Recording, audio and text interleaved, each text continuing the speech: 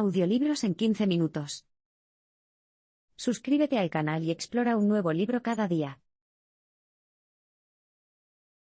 Resolver problemas futuros requerirá la capacidad humana de encuadrar. Desde que se descubrieron en 1928, los antibióticos han salvado innumerables vidas. Sin embargo, su uso generalizado también ha provocado un efecto imprevisto y escalofriante: ciertas bacterias han desarrollado resistencias a ellas. Esto significa que muchas personas ahora mueren a causa de infecciones que alguna vez fueron tratables. Se necesitaban urgentemente sustitutos de estos antibióticos ineficaces, pero los científicos no estaban teniendo suerte encontrándolos. Las nuevas moléculas similares a los antibióticos antiguos podrían funcionar durante un tiempo, pero las bacterias también podrían adaptarse fácil y rápidamente a ellas, lo que las haría inútiles. Afortunadamente, Regina Barzilai, profesora de inteligencia artificial en el MIT, tuvo una idea sobre cómo plantear el tema de una manera diferente. Y al hacerlo, destacó un superpoder exclusivamente humano. El mensaje clave aquí es: la solución de los problemas futuros requerirá la capacidad humana de encuadrarlos. El nuevo enfoque de Barzilai era el siguiente: ¿y si trabajara para identificar las sustancias que matan las bacterias, no solo para recrear moléculas que se parecen a los antibióticos? En respuesta a esa pregunta, Barzilai y su equipo enseñaron un algoritmo informático para buscar en una serie de moléculas e identificar posibles asesinos de bacterias. A principios de 2020, encontraron una molécula que ahora se conoce como alicina, que tiene el potencial de tratar enfermedades resistentes a los medicamentos. Al replantear el tema de la resistencia bacteriana a los antibióticos, y combinarlo con el poder de la IA, Barzilai resolvió un problema difícil. Sin embargo, tras el descubrimiento, los periódicos lo declararon una victoria para la IA, no para la humanidad. Esos titulares pasaban por alto la parte más esencial de la historia, que era la reformulación de Barzilai. Hasta ese momento, los investigadores habían enmarcado el tema en términos del desarrollo de fármacos convencionales. Fueron Barzilai y su equipo, no el algoritmo, quienes idearon el nuevo marco, eligieron los compuestos para enseñarlos a la computadora, y utilizaron sus conocimientos biológicos para confirmar el potencial de la alicina. Así que, claro, la IA puede tomar decisiones objetivas e independientes, pero no puede enmarcarlas. Eso significa que no podemos confiar en las computadoras para resolver todos nuestros problemas futuros. Pero, del mismo modo, tampoco podemos confiar únicamente en el instinto intestinal humano. El liderazgo y las decisiones guiados únicamente por la emoción conducen a desastres como el populismo y la cultura de la cancelación. La solución, en cambio, es capitalizar el poder humano para encuadrar. El encuadre nos permite ver nuestros mayores desafíos, como el cambio climático, las pandemias y la opresión violenta, por nombrar algunos, desde una nueva perspectiva. Y al ver estos problemas de manera diferente, es posible que finalmente los resolvamos. Los marcos impregnan todos los aspectos de nuestras vidas. En la década de 1930, la Unión Soviética intentó aplicar los ideales comunistas a las prácticas agrícolas. Para ello, adoptaron el lisenkoísmo, una teoría de la genética vegetal basada en el pensamiento marxista-leninista. El lisenkoísmo promovió una serie de afirmaciones falsas, como la idea de que los cultivos podían plantarse muy juntos. Supuestamente, los cultivos no competirían por los recursos, del mismo modo que los miembros de la misma clase social en una sociedad comunista no competirían entre sí. Esta política, como se puede imaginar, fue un desastre total. También es un ejemplo perfecto de un encuadre que salió mal. La Unión Soviética multiplicó por 100 la superficie de tierra cultivada, pero las cosechas se pudrieron o murieron, lo que provocó hambrunas y muertes masivas. La nación había tomado un marco económico, el comunismo, y lo había aplicado a la agricultura, con ramificaciones brutales. El encuadre da forma a nuestro mundo todo el tiempo, en formas grandes y pequeñas, y es fundamental que lo hagamos bien. El mensaje clave aquí es: los marcos impregnan todos los aspectos de nuestras vidas. Seamos conscientes de ellos o no, los marcos tienen consecuencias muy reales. Veamos un ejemplo reciente, de la pandemia de la COVID-19. Las formas en que los diferentes países eligieron encuadrar la pandemia tuvieron efectos repercutidos en el desempeño de esos países durante toda la pandemia. Nueva Zelanda, por ejemplo, trató la COVID-19 igual que había tratado el mortal brote de SARS de 2002. En realidad, Nueva Zelanda nunca se vio afectada por el SARS, pero el país había desarrollado sistemas y políticas de monitoreo de la enfermedad en respuesta a él. Luego, se utilizaron para hacer frente a la COVID-19. Gran Bretaña, por el contrario, definió el COVID como una enfermedad más parecida a la gripe estacional leve. En lugar de responder con una política agresiva de pruebas y rastreo, Gran Bretaña eligió la estrategia de la inmunidad colectiva, que consiste en dejar que la enfermedad se extienda entre la población hasta que un determinado porcentaje de personas sea inmune. Las consecuencias de cada fotograma eran claras. A principios de junio de 2020, Nueva Zelanda quedó oficialmente libre de COVID.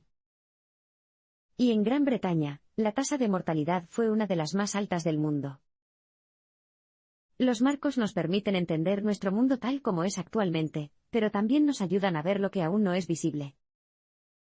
En 2010, por ejemplo, los científicos aplicaron el marco de la relatividad general de Einstein para predecir las trayectorias de dos agujeros negros que bailan uno alrededor del otro. En cierto sentido, los marcos nos ayudan a explicar el mundo. El encuadre adecuado ofrece beneficios mensurables y tangibles, pero, ¿qué componentes componen realmente un marco? Lo analizaremos más de cerca en los próximos parpadeos. Las inferencias causales bien razonadas nos ayudan a encuadrar mejor. Ben Bernanke es un economista conocido por ayudar a prevenir un desastre total durante la crisis financiera de 2008. Las cosas pintaban mal para los bancos, pero los responsables políticos operaban bajo el pretexto de que rescatar a empresas individuales crearía incentivos perversos para otras. Bernanke pensaba de otra manera. Había estudiado la caída del mercado de 1929 que llevó a la Gran Depresión, y así comprendió los vínculos causales entre la respuesta del Banco Central y el daño que había causado a la economía. Bernanke ordenó a la Reserva Federal que comprara activos de los bancos, proporcionándoles así nuevo efectivo que pudieran prestar e infundir en la economía. El enfoque de Bernanke en la causalidad era esencial. Le permitió comprender los vínculos y las relaciones entre las diferentes partes del sistema y, como resultado, cómo debía plantear el problema. El mensaje clave aquí es, las inferencias causales bien razonadas nos ayudan a encuadrar mejor. La causalidad nos ayuda a entender cómo funciona el mundo, pero la comprensión causal no se limita a los humanos. Un perro, por ejemplo, puede aprender que si saca la pata cuando se le ordena, recibirá un premio.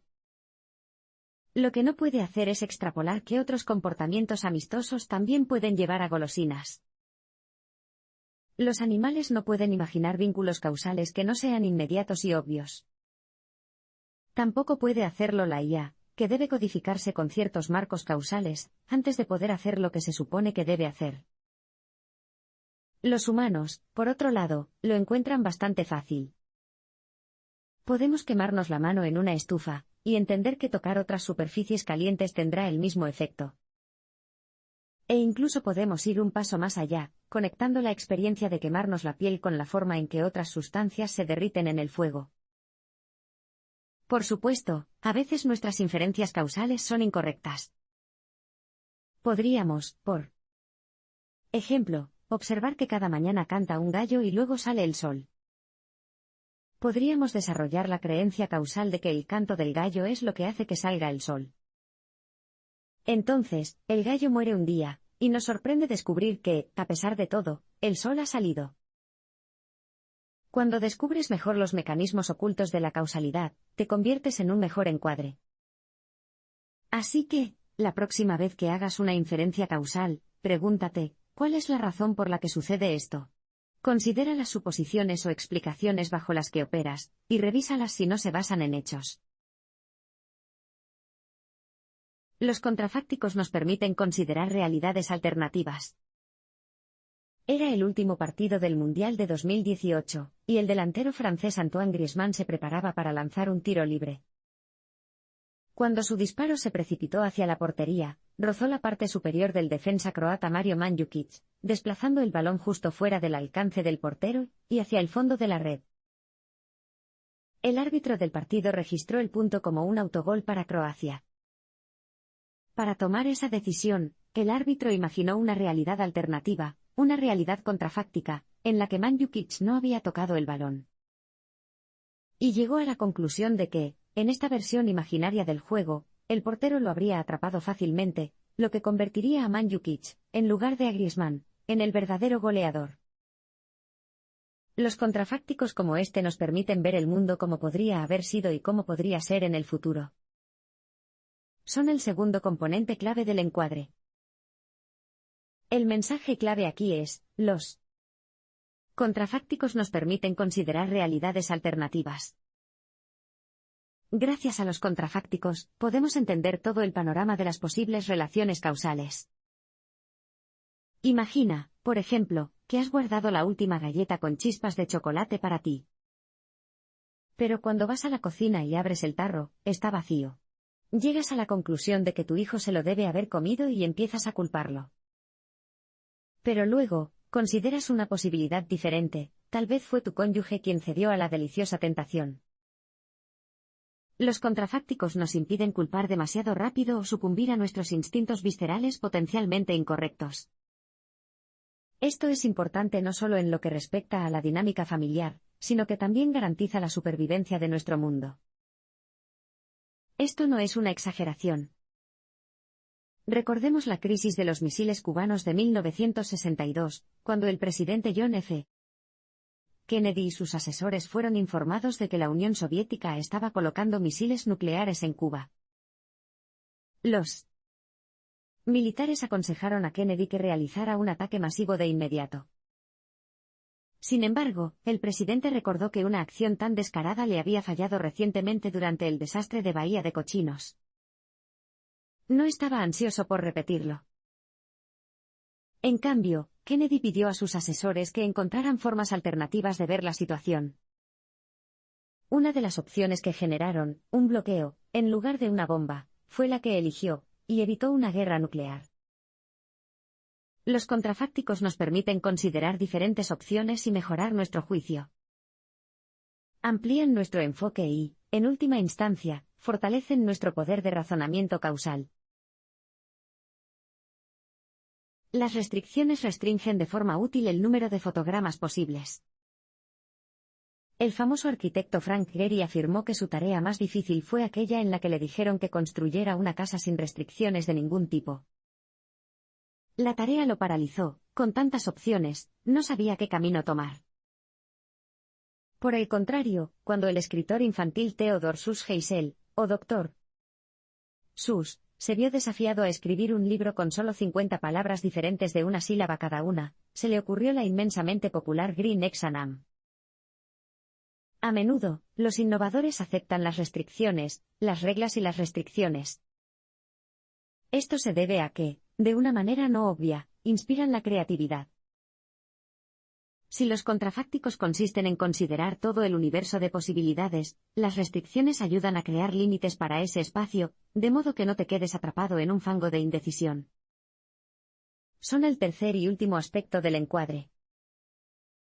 El mensaje clave aquí es, las restricciones restringen de manera útil el número de fotogramas posibles.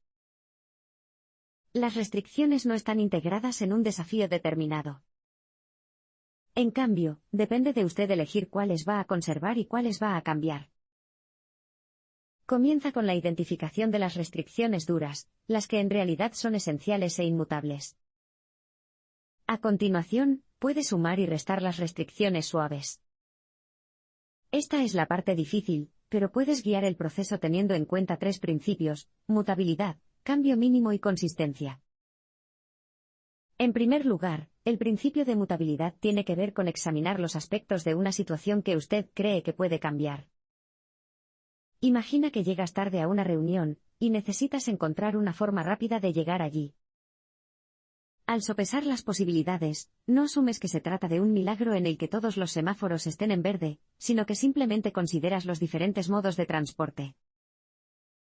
A continuación, está el principio de cambio mínimo, la idea de minimizar el número de modificaciones en un conjunto de restricciones. Esto reduce el riesgo de perder el tiempo soñando con posibilidades descabelladas y poco realistas. Elige una estrategia de reformulación en función de la situación actual. ¿Has oído la expresión si todo lo que tienes es un martillo, todo parece un clavo? Con demasiada frecuencia, esta es la relación que tenemos con los marcos. Tendemos a ceñirnos a los marcos que conocemos bien, que hemos aplicado en el pasado. Eso no es necesariamente malo, de hecho, con frecuencia puede ayudarnos a tomar decisiones rápidas que conducen a buenos resultados. El problema es que apoyarnos en los mismos marcos todo el tiempo reduce nuestra capacidad de cambiar de perspectiva y reformular una situación cuando sea necesario. No se equivoque, reformular no es nada fácil. Sin embargo, resistirse a los marcos conocidos y generar otros nuevos es a veces la única forma de resolver un problema. El mensaje clave aquí es, elija una estrategia de reformulación basada en la situación actual. ¿Cómo se hace el replanteamiento? Hay tres formas principales: repertorio, reutilización y reinvención. El repertorio es el más fácil de los tres, y el que la gente usa con más frecuencia. Implica examinar mentalmente los marcos que ya conoces, y ver cuál se adapta mejor a la situación en cuestión. Conocimos un ejemplo eficaz de esto con Ben Bernanke, quien tomó un marco de su conocimiento de la Gran Depresión, y lo aplicó a la crisis financiera de 2008. La segunda forma de reformular es reutilizar un marco de otro sector o dominio. Este método es útil cuando necesitas reformular el texto pero no tienes un modelo aplicable en tu repertorio. Ingvar Kamprad utilizó este tipo de reformulación cuando fundó la empresa de muebles IKEA en la década de 1950. Kamprad señaló que los muebles se compraban tradicionalmente como una inversión que podía transmitirse de generación en generación. Sin embargo, el consumismo en general tendía a comprar productos desechables y baratos. Kamprad tomó este marco y lo aplicó a los muebles. La reutilización es eficiente, pero a veces nos encontramos con una situación novedosa que se resiste a los marcos que conocemos o que existen en otros dominios. En este caso, necesitamos reinventar un marco. Este es, con mucho, el método más difícil de reformular, y es el tipo que suele registrarse en los libros de historia. Charles Darwin, por ejemplo, reinventó la forma en que vemos a los seres vivos al enmarcarnos a todos como descendientes de ancestros comunes. Esto revolucionó por completo nuestra comprensión de cómo la vida en la Tierra progresa y cambia.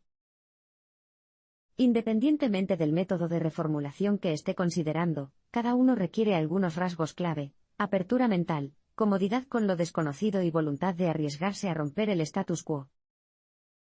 Cultívalos. El pluralismo de marcos garantiza el progreso individual, organizacional y social. En 1959, había 3 veces más empresas de tecnología basadas en la Ruta 128 de Boston que en Silicon Valley. Para 1990, esa estadística era exactamente la inversa. ¿Qué ha pasado? Bueno, las empresas tecnológicas de la costa este se centraban en la estabilidad más que en las ideas novedosas. Sus organizaciones eran profundamente formales y jerárquicas, y se recompensaba a los empleados por ceñirse a lo que los altos mandos corporativos consideraban mejor. Sin embargo, en la costa oeste, el entorno empresarial estaba repleto de pequeñas empresas descentralizadas que valoraban la innovación y la novedad. Se alentó a los empleados de diferentes firmas a reunirse para compartir ideas. Lo que muestra este ejemplo es que es esencial que las personas, las organizaciones y la sociedad en su conjunto respeten y busquen el pluralismo de marcos, es decir, un número de marcos amplio y diverso, en lugar de uno homogéneo y restringido. El mensaje clave aquí es: el pluralismo de marcos garantiza el progreso individual, organizacional y social. A gran escala, la sociedad se vuelve más vulnerable cuando los estados reprimen el pluralismo. La opresión cognitiva caracterizó a las sociedades fascistas y comunistas de Europa en las décadas de 1930 y 1940, el susto rojo en los Estados Unidos en la década de 1950, y el genocidio de Ruanda en la década de 1990, todo ello provocó miedo y violencia. Debemos esforzarnos por defender el pluralismo marco a nivel social porque una sociedad abierta y tolerante funciona mejor para todos y fomenta el progreso. Del mismo modo, los equipos cuyos miembros tienen diversos orígenes, perspectivas ayudan a las organizaciones a afrontar los desafíos. Siempre se les debe pedir a los miembros que reflexionen sobre un tema por sí mismos, y luego regresen para discutir las cosas en grupo. Esto ayuda a protegerse contra el pensamiento grupal y permite a la organización cosechar las recompensas de tener una amplia gama de perspectivas. Por supuesto, el pluralismo de marcos también es importante para cada uno de nosotros como individuos. Con un arsenal amplio y profundamente variado de marcos en nuestro repertorio mental, nos convertimos en mejores tomadores de decisiones. Una excelente manera de cultivar el pluralismo es mediante la búsqueda de alimento cognitivo. Como su nombre indica, este es el acto de perseguir diferentes formas de pensar y ver el mundo.